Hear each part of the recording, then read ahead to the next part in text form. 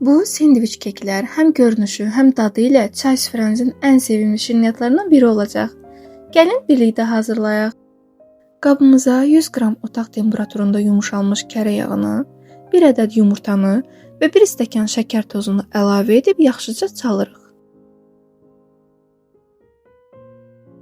Ardınca 1 stəkan otaq temperaturunda süd əlavə edib yenidən qarışdırırıq.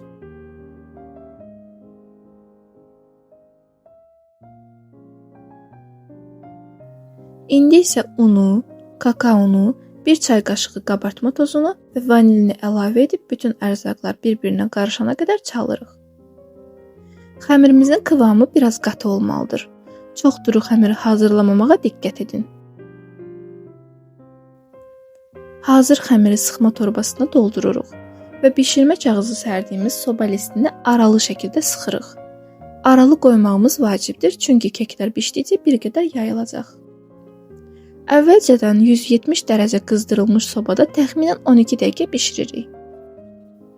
Keklərimiz bişənə qədər kremimizi hazırlayaq. Keklərimizi sobadan çıxarıb ilk istiliyinin çıxmasını gözləyirik. Tam soyuduqdan sonra artıq sendviçlərimizi hazırlaya bilərik. Keklərin üzərinə hazırladığımız krem şantini sıxırıq və digər keklə üzərini bağlayaraq sendviç formasını veririk.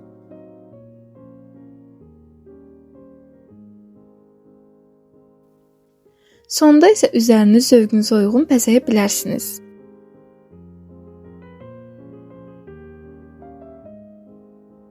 Və budur, balaca, yumuşaq və içi bol kremli sendviç keklərimiz hazırdır. Çayınızın yanında çox gözəl gedəcək bu resepti mütləq sınayın. Videonu bəyəndinizsə, bir like atmağı və yeni reseptlər üçün Missis Seza ailəsinə qoşulmağı unutmayın. Videonu izlədiyiniz üçün təşəkkür edirəm. Hələlik!